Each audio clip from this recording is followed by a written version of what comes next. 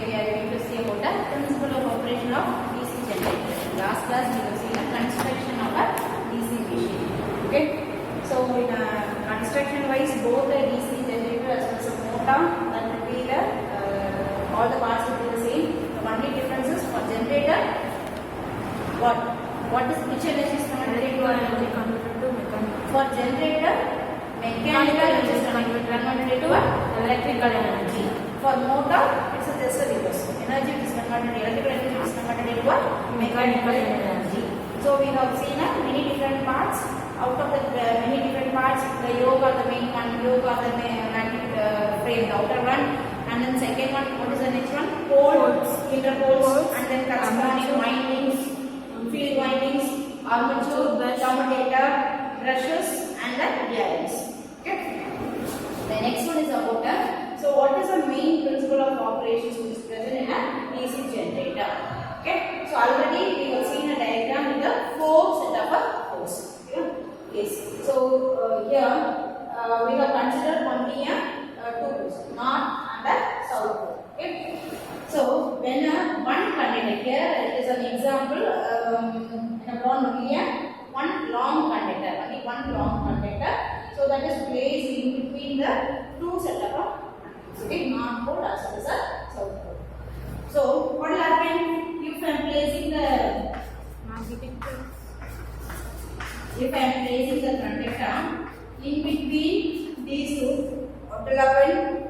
So the normally magnetic flux will be generated. Okay, and then so the conductor which is named as a ABCD, just a single conductor, single coil. We have named it as a ABCD.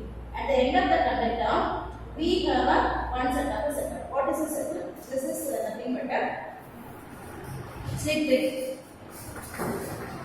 So here the AB are said to be a two slip rings. Okay. At the end of a conductor, so the conductor end which is connected to a slip ring. Okay. AB. So for the larger number of suppose we will be having a larger number of coils which is connected to a armature. So that time the slip ring which is named it as a what is it? Split ring. So instead of using a split ring, you can use the term as split ring, and then the split ring which is nothing but a commutator. So what is the purpose of a commutator? connect the Which is converts the alternating EMF into a direct EMF. Okay, unidirectional, which converts the positive and negative of a voltage into a converts into a unidirectional. Okay, we will see that what is how we can able to generate a DC EMF. So that is the point of studying this operation of a DC generator. Okay. So at the end of the conductor, we have a two set of split rings A and B, and then two set of. So why we have used two split rings? For each set of conductors, we have a one split ring, and in both ends we have a brushes. This is nothing but a brush. What is the use of a brush? Which is used to convey the current into an armature. Okay. This is the one which passes the current to an armature. Okay. So here we have two set of brushes, brush 1 and brush 2. Okay. Then after that we have one more connection. This is nothing but an external resistance or load resistance. End of the conductor. So we have connected some set of a load. Okay, so that is nothing but RL, load resistance. Okay, so whenever suppose take an example, either take a generator or in a motor. What is the example? Can you give an real-time example? Elevator, lift, when you are traveling in a lift. So at that time, or in an escalator. So whenever the more number of, what is the meaning of a load there? Load, weight. Yes, load means weight. So more number of, so in a lift and all we can able to see that the maximum allowable load is some 1000 or some ranges will be retained there. Okay, so that is the meaning of a load here. So here also we have connected a external resistor, that is something but a load. At the end of a conductor, here we have taken an example of only single conductor. So at the end we have connected a one load So in order to explain about what is the operations being in the DC generator. So whenever the conductor is placed in this magnetic setup, so we know that as per the Faraday's law, what will happen? Eddy current loss. No, there is a loss. So what will happen? Whenever you are moving a conductor is moved in a magnetic field. So automatically the magnetic field which is generated when we are placing the conductor in between the magnets. Then what will happen? Suppose you are rotating, you are trying to rotate this conductor. What will happen at that time? So this rotation will be cutting the magnetic flux which is generated here. Okay, if there is a cut, EMF will be induced. Whenever a conductor is rotated, so at that time, if it cuts a magnetic field. So this is the one magnetic field. This one you can call that as a in terms of flux. Okay, magnetic flux. If it cuts this, so at that time, what will happen? EMF voltage will be generated. So that is as per the Faraday's law, isn't it? Faraday's law on flux by force. Yes. Whenever a conductor is rotated in a magnetic flux, so at that time the EMF will be generated. So what is the formula? E Equal E is directly proportional to by dt. Yes. So you have to eliminate this proportionality. equal to It will be minus n into d by dt. So this is the formula we have already studied.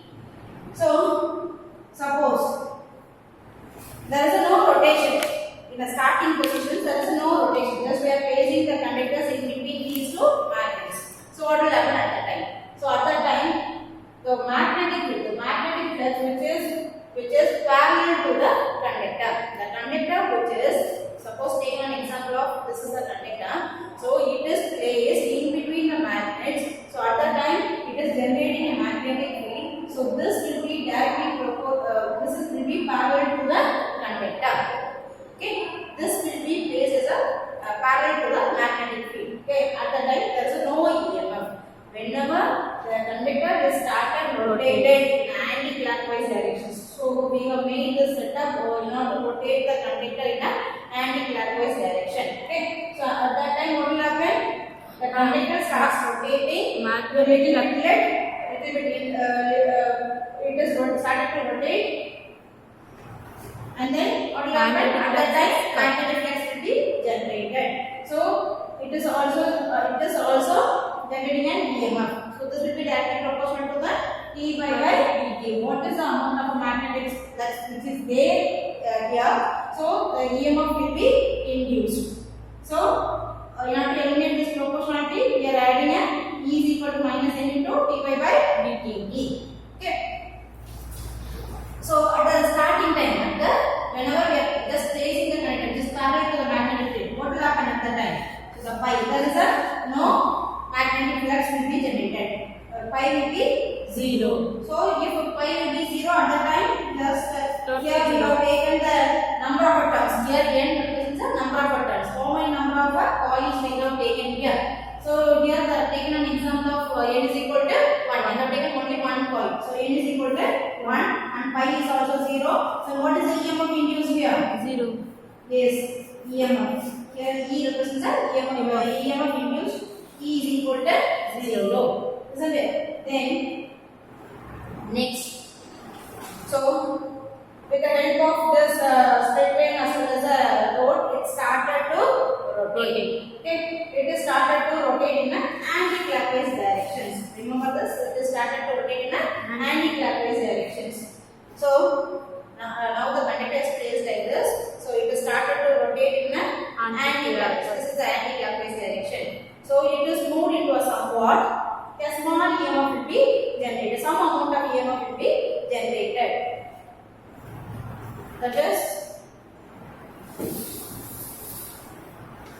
we are taking some angle. Theta, which is represents some angle of rotation. So for that angle of rotation, so there will be some amount of magnitude we are getting. Some amount of EMF will be generated. Small amount of EMF will be generated, and then again it is rotated furthermore. Suppose the angle will be, starting position is this.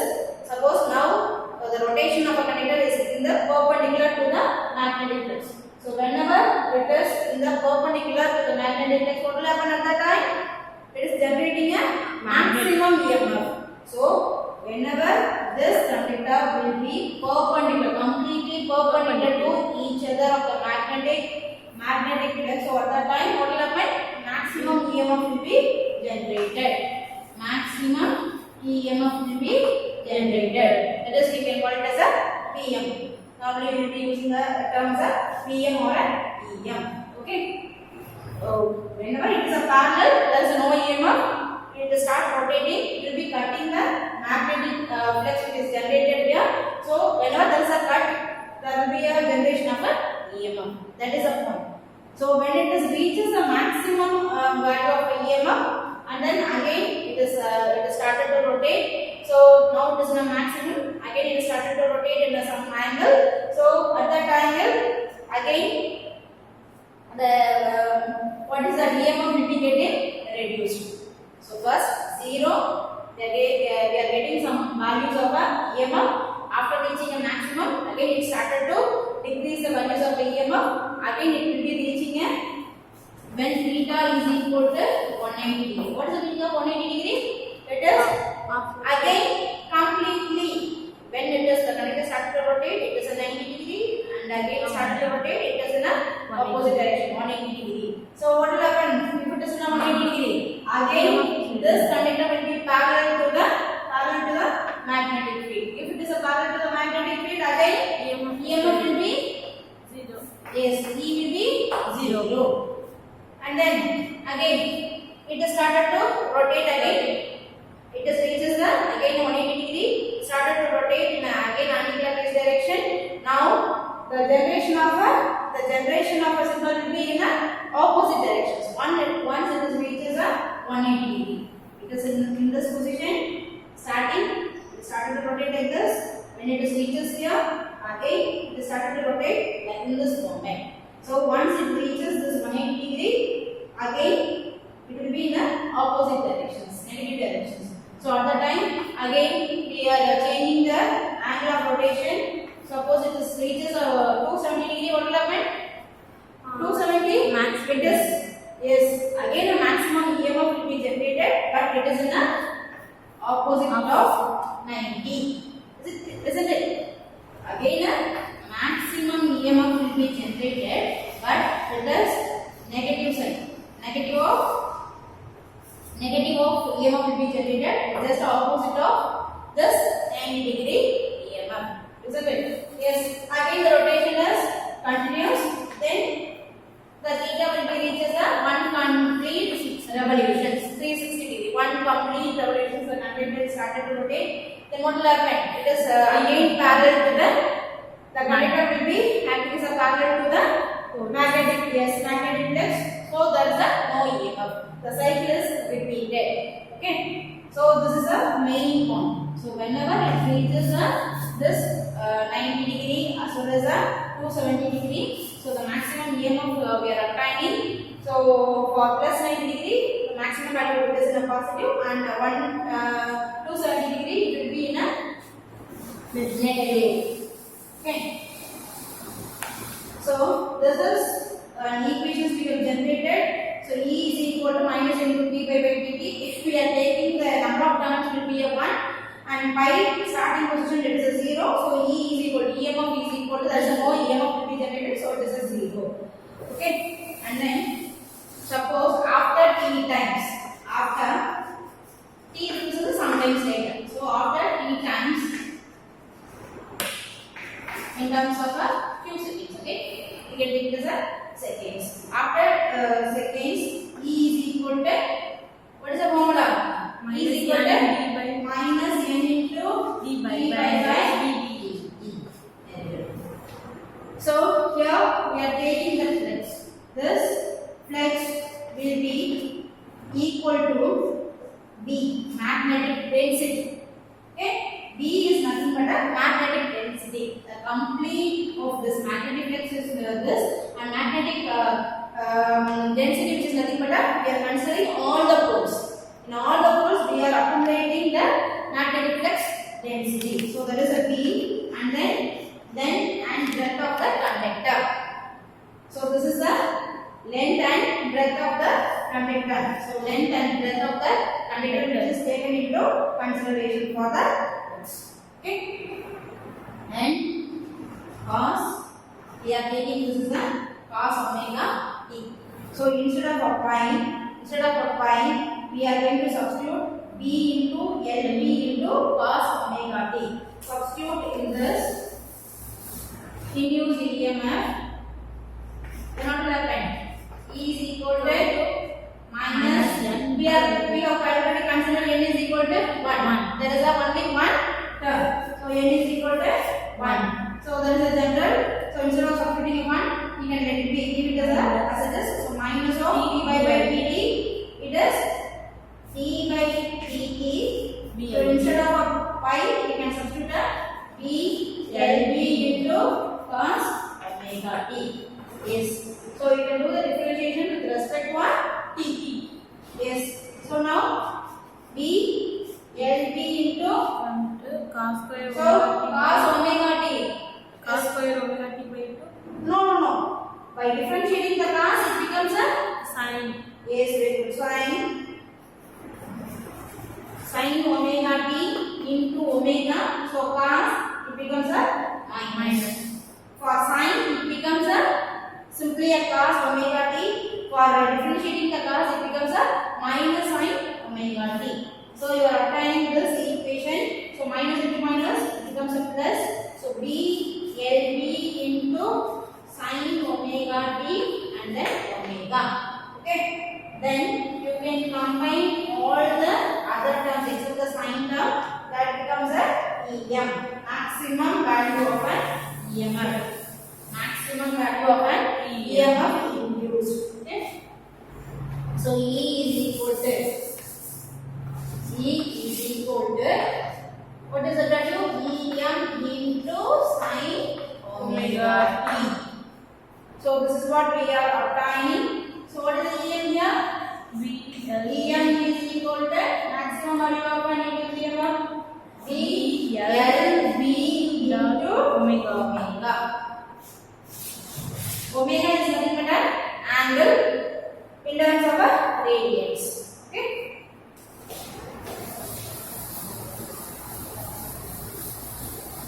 So how you can draw waveform of an alternating current. So by using this, we can able to generate this much amount of a voltage will be generated here. So 0, here it is a 90, 180. This is a 90 terms of degree. It is a 90, 180, and 270. This is a 360 degree. Complete revolutions. Okay. This is for the one complete revolution. Okay. We can able to generate a alternating of this positive as well as a negative. Alternating EMF will be generated. Okay. Then see, next we have one more point here. So the E will be where we have written E here. So the E now E will be directly proportional to the E value. Induced EMF will be increased with respect to by increasing the values of EM. So EM, it contains a P. So whenever you are increasing the magnetic density, flux density, so at that time the E value will also be getting increased. Okay. And also one more thing, you can able to increase what is this? Omega also. By increasing the angle of this, so you can able to increase the EMF induced voltage. E is directly proportional to B as well as a omega. That is what it is written here. Here we have a B LB into omega. L and B, there is a length of the conductor. Normally you will be choosing as some length and breadth. So no need to change. We cannot able to change or after taking a certain amount of a conductor.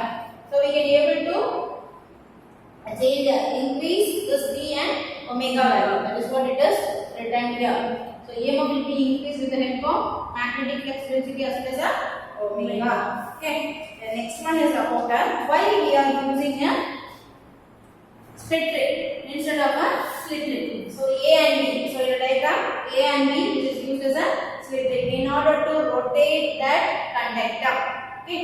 Initially the conductor there is a no rotation, and after certain time with the help of the split ring it started to rotate in an anti-clockwise direction with the help of A and B. So that will be a diagram like this now. So that time that is what is a split ring. So with the help of this only the conductor is started to rotate in an anti-clockwise direction. Okay. So this type of equations we have seen it for the only one conductor. N is taken as for only one. Suppose for the larger amount of a generator, there is a very big generator. So at that time we will be using a large number of conductors, more number of coils we are going to use it. So at that time we are using, instead of calling the split ring, we can use a split ring. We can normally call this as a commutator. What is the purpose of a commutator? Commutator Which converts a current. which converts a alternating current into a DC current, unidirectional current. Why? How it is converting in this? How it is converting the alternating into a DC? We will see that in this session. Okay. See, this is the one. So instead of that A and B, which is replaced with this split ring, so the split ring for larger number of coils. Okay.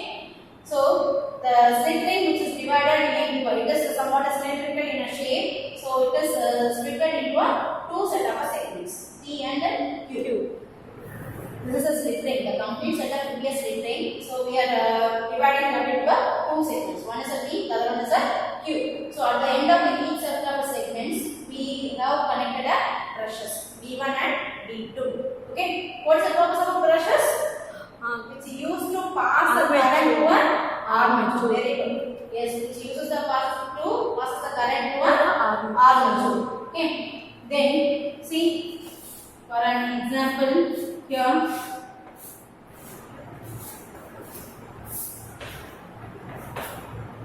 See. So this is, instead of that split ring, here we have drawn a split ring along with the load. Okay.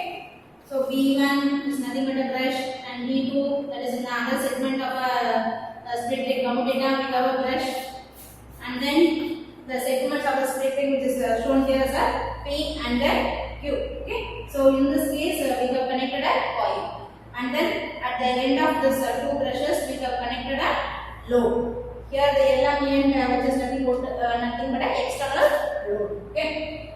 So what will happen when the positive cycle? So this is the generation of a alternating EMF induced. Okay.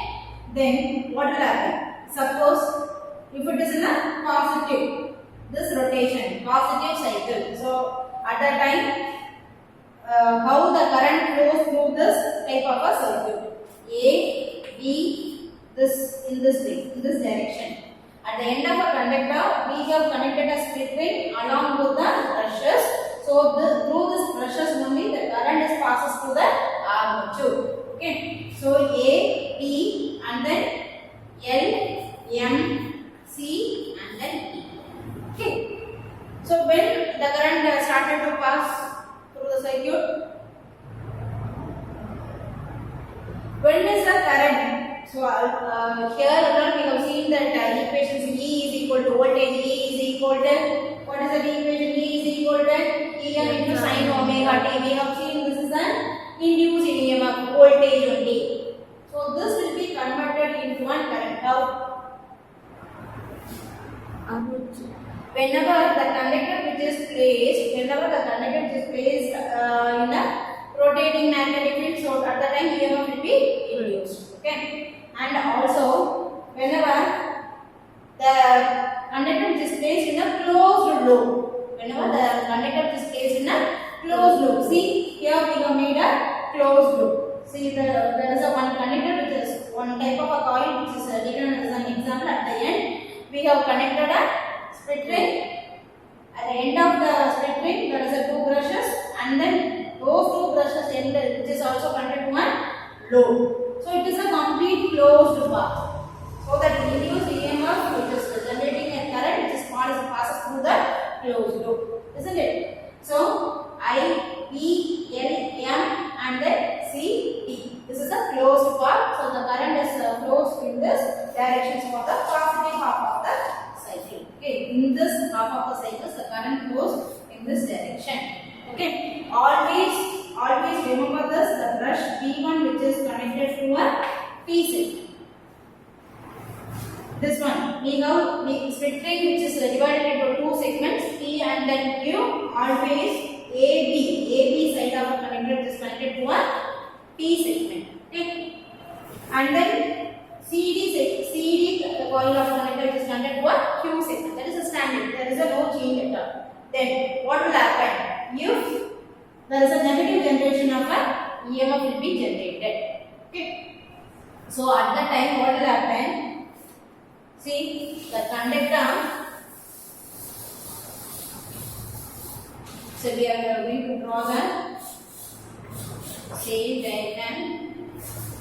Here, C, D and then B. Here we have a A, the same setup. Q. This alone is, the rotation of this alone will be changed.